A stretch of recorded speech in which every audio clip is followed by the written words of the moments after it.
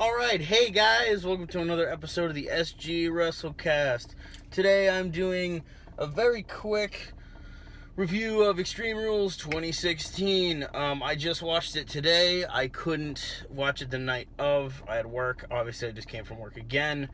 But this pay-per-view was pretty solid. Just like Payback a month ago, this is kind of Payback 2.0. They did a lot of the same things, heading in the same direction.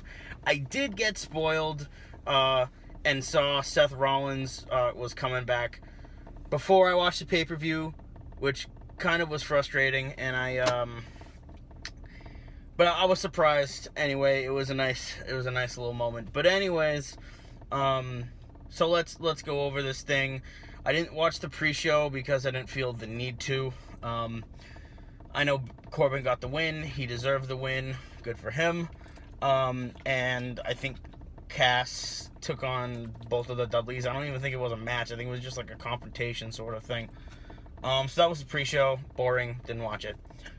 First match was the Tornado Tag match between the Club and the Bloodline, or Anderson and Gallows versus the Usos. This was a very good match. And it made the Club look really good, and they needed this win. They needed to actually do something besides basically nothing, because they've only been AJ Styles cronies, for the time that they've been in the company. So I think them doing something that makes them look like a strong tag team, that's good for them. Next match was United States Championship, Kalisto versus Rusev. We kind of all knew Ruru was gonna kill Kalisto, and he did. He looked quite dominant. And the title's back on Rusev. No big surprise there. Kalisto really wasn't doing anything with the belt, and the belt wasn't doing anything for him. So I think they're just gonna put the Lucha Dragons back together. Overall, it was a solid match, and it predictable, but it was fun watching Rusev kick the shit out of Kalisto. Although the crowd wasn't very into this match, which, I don't really know why. The crowd was very good in Newark, so that's good. The next match, I believe, was the New Day versus the Vaudevillains for the tag titles. I didn't think this was particularly entertaining. I shouldn't use those words. It was entertaining because the New Day are entertaining, but it didn't have to be the Vaudevillains. You could have just taken the Vaudevillains completely out of the situation. The New Day are completely over, and they have a stranglehold on those titles. And it's pretty obvious that we need one of these other tag teams, to step up and actually hold these belts, because the New Day are above the belts. But they're kind of in a weird place now where they have to hold the belt because there's really no other tag teams that are ready. I mean, you could just kind of cough it up and give it to like the Dudleys or something like that. But I would say Anderson and Gallows should be a team that, can unseat the New Day. But besides that, this match was sort of forgettable. But Xavier Woods, I forgot how good of a worker he was. So it was nice to see him do that, and Big E's spots were always great. And, I thought this match was like a 6 out of 10. It wasn't anything special, but it wasn't anything, it wasn't bad by any means. The Vaudevillains, I think, are still a work in progress as far as how they get heat. And if they're going to be heels or faces in the long run, what's going to work for them. I think them being heels right now is right for the situation. But we'll see where that goes. The New Day retain, obviously. The IC Championship ladder match. Not ladder match. Wow. The IC Championship Fatal 4-Way match. The Miz defending against Cesaro, Kevin Owens, and Sami Zayn. I didn't really care who won this match. I thought it was either going to be The Miz retaining or Cesaro. And The Miz retained. Big surprise. And the finish happened exactly like I predicted it. Sami Zayn had the match won and got distracted by Kevin Owens. They're going to continue that feud. Hopefully Cesaro and Miz get another one-on-one championship match, and hopefully that's when Cesaro takes the title from Miz. Because you know what, the Miz with Maurice, obviously I'm enjoying that. Miz is one of my favorite workers, just because of his character and everything, and he's such a good heel. Cesaro is great in the ring as always. This was just gold, smooth as butter in the ring. Very, very enjoyable. And it's funny because people saying, "Oh, it was a match of the year candidate, stole the show." I mean, Yes, but I feel like we're a little bit too high on saying that. We all knew this was going to be good, and it was great. They all have good chemistry, and I hope to see these four guys sort of mix it up in the mid card again. The mid card is a very bright spot in the company right now. After this, the Asylum match, Dean Ambrose versus Chris Jericho. Wow, it went on a long time, but it's funny because a lot of reviewers that I've seen today have said that they didn't like it just because it was kind of a spot fest. It was all about the toys, and it just kind of wasn't it wasn't exciting, but like it wasn't a wrestling match. Like that's the thing, is like I knew what it was gonna be coming into this, and the thumbtack spot, amazing. Jericho, I can't believe they actually did it, but Jericho's a trooper for doing that. I took the match for what it was. I thought they were telling a pretty good story, and I thought that Ambrose and Chris Jericho, I mean they're both good workers. They're both great storytellers. They're great characters, and they played the parts very well.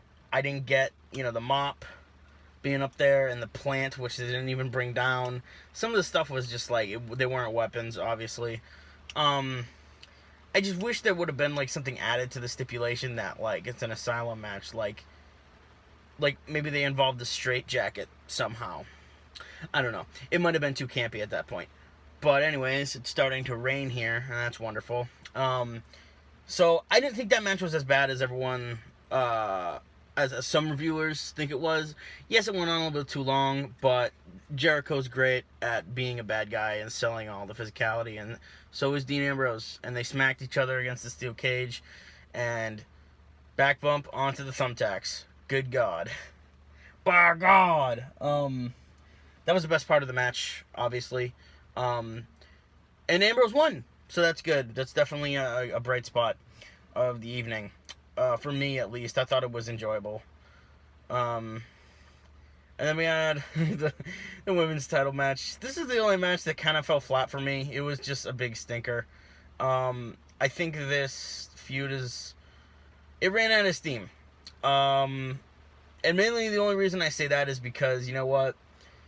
Natalya just isn't that interesting to me, because she hasn't done anything in the WWE for 5 years, and all of a sudden she's in this big feud with Charlotte. And WTF, they add Dana Brooke into the Flair entourage because Emma's injured and Dana Brooke is not ready to stand on her own yet. I don't know if that's the best course of action. I don't think Charlotte needs anyone else in her like little Flair stable thing.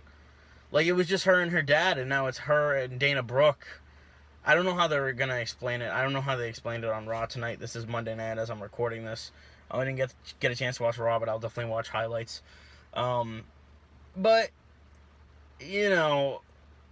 Charlotte doesn't need Dana Brooke. But Dana Brooke needs something. She needs someone with her. So, I get it. From a perspective of, okay, Dana Brooke needs to learn from someone else that's not Emma. But the match was just forgettable. Stupid finish. Yeah, it was the only stinker of the night, I think. It was the only one that fell flat for me. Main event. It was great. They used in the whole arena. That was nice. It's obvious that AJ Styles and Roman Reigns have great chemistry. And, the club got involved. Usos got involved. The only gripe I really had with the match is that Roman Reigns kicked out of two Styles clashes. Really? 2? The second one was on the chair. Are you kidding? No one kicked out of the Styles Clash in Japan. Hell, I don't think anyone's kicked out of the Styles Clash in TNA.